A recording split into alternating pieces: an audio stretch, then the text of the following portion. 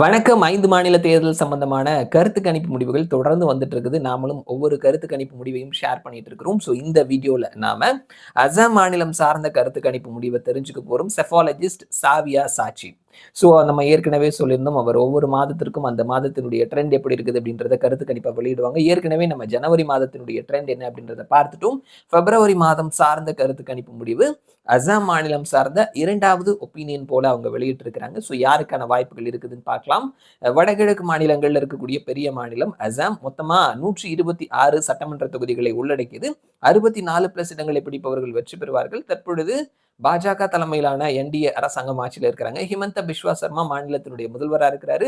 எதிர்கட்சியா காங்கிரஸ் இருக்கிறாங்க. BJP versus Congress அப்படின்னு சொல்லி மோதக்கூடிய மாநிலங்கள்ல அசாமும் ஒண்ணு. யாருக்கான வாய்ப்புகள் இருக்குது? செஃபாலஜிஸ்ட் சாவியா சாச்சி அவருடைய டீம் எடுத்திருக்கக்கூடிய கருத்து கணிப்பு முடிவுகளை தெரிஞ்சுக்கலாம். வாக்கு சதவீதம் அப்படின்னு பார்த்தோம்னா என்டிஏ 48லிருந்து 52% வாக்குகளையும், காங்கிரஸ் 30லிருந்து 34% வாக்குகளையும், ஏஐயுடிஎஃப் 5லிருந்து 7% வாக்குகளையும், மற்றவர்கள் 1லிருந்து 2% வாக்குகளையும் பெறுவார்கள் சொல்லியிருக்கிறாங்க.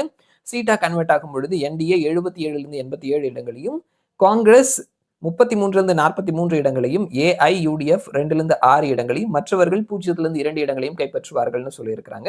காங்கிரஸ் மேக்சிமம் பிடித்தா கூட 43, மெஜாரிட்டிக்கு இன்னும் அவங்க போக வேண்டிய தூரம் நிறையவே இருக்குது. அதே நேரத்தில் என்டிஏ மினிமம் சீட் பிடித்தா கூட 77, அவர்கள் மெஜாரிட்டியை கிராஸ் பண்ணி போறாங்க. ஸோ அங்க தற்பொழுது இருக்கக்கூடிய என்டிஏ அரசாங்கமே தொடரும் அப்படின்னு சொல்லி இருக்கிறாங்க.